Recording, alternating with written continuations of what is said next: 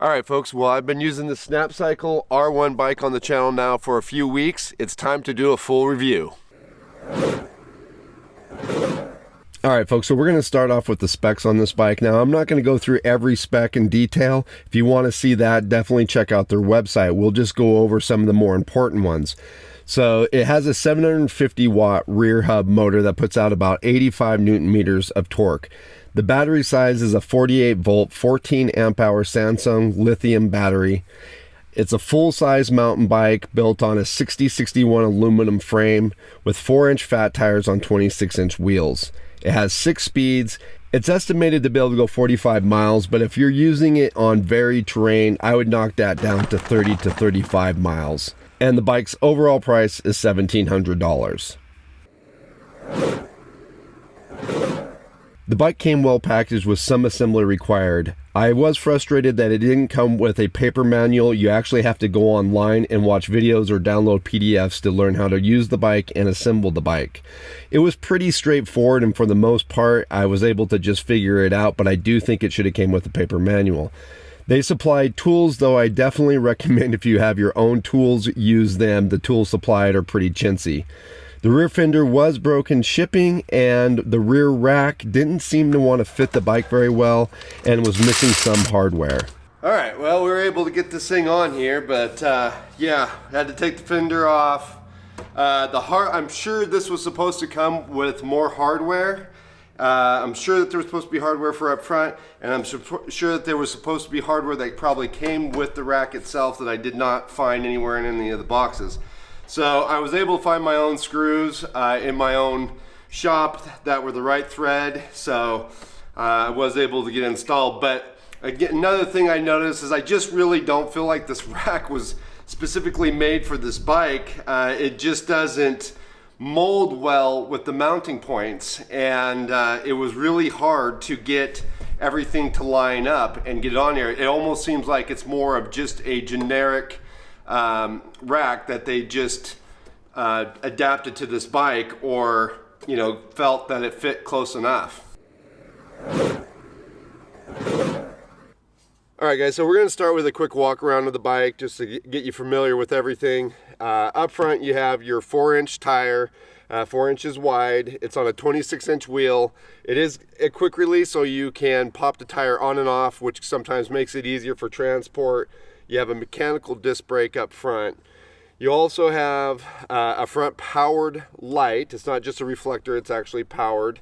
Your suspension is a Mozo brand suspension. They have a control on this side that allows you to adjust the shock, and they also have a control on this side that allows you to lock the shock, assuming again, making it easier for transport.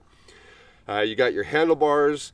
And on your left side, you have your controls for the bike as far as turning the bike on and off, changing settings, and also controlling the speed of the bike. You have your front brake controller on that side, and then you also have a horn. In the center, you have your display. It's a pretty good size display, so it makes it easy to read when you're riding. And then on the right side, you have your control for your gears, your Shimano derailleur, and then you have your rear brake. And then also you have a throttle, a twist throttle like a regular motorcycle, which is nice. As you come down to the frame here, this is where your battery is housed. It can come in and out, and you can actually charge the battery outside of the bike or inside the bike. On this side, you do have a quick opening to plug in your charger, and on the other side, this key is for taking the battery out of the bike. It does not have anything to do with getting the bike going. It's strictly to release the battery out of the bike so it can't be stolen. Down below you have your front sprocket, and then as you move way up here you got your seat. It's a nice big seat. I kind of like that. It's adjustable up and down, and you can make some adjustment here front to back to kind of give yourself more room. The bike does not come with this bag. This is something I bought extra, but you do get this bike rack, which is nice. And then again, you have a actual Shimano derailleur, mechanical brake in the back, and again, you're on a 26-inch wheel with a 4-inch fat tire in the back.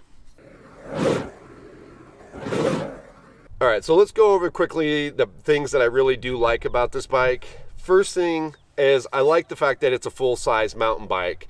Riding it off-road and in varied terrains, I just feel like that gives me a lot more confidence than, say, one of the more scooter-looking bikes that you see a lot of times when it comes to the e-bike. Same thing with the fat tire. When riding it off-road, the fat tire just is a lot more all-terrain. I've ridden this bike in sand, I've ridden it in snow, and it just gave me a lot of confidence in all those different types of terrain that I wasn't going to slip out or lose traction. It just did really well, so I really like the big fat tires. You can also air them down a little bit. That even helps in the really loamy stuff or soft snow. The other thing I really like is having some front suspension. It just makes the ride overall more comfortable. I also like the control, the hand grips on this bike. They're very comfortable. They don't fatigue my hands after long rides. And I also like the controls that they went with the bike. The front controls are easy to access, so I can change the level of assistance easily. And then I also like the derailleur gear changer. It's just easy to use. It's out of the way, so I'm not accidentally hitting it, but it's still close enough to where I can make gear changes easily. I also like the throttle type control on this side. It's, for me, coming from racing motocross when I was much younger than I am now, it's just very intuitive me to have that throttle control, and that just basically assists you when you're already in a level of assistance. If you're maybe going up a hill and you just need a little bit more, you can just twist that throttle and it'll give you a little bit more power to the rear hub motor. So I really like that. The other things that I like about it is the fact that they did use a Shimano derailleur. They didn't try to reinvent the wheel. They just went with something that just been around forever and just works. I like the big fat seat. Now, like typical mountain bikers, this is probably very grandpa, but you know what? It does make long rides out on the trail very comfortable. So I do like that as well. All right, so now for the cons. Now, if you've been watching the channel, you know that I've had problems with this front crank. The crank seems very flimsy. The sprocket is very easy to bend. And it just seems like this whole system, to me, needs a little bit of upgrading. And in fact, if you guys seen one of my past videos, you saw that I had Donald Soft-Roading the West, who also has a different version of the Snapcycle, but he was also having some problems with the crank. So Donald, you find it more efficient to ride with only one pedal? Two pedals are for wussies. I only need one pedal.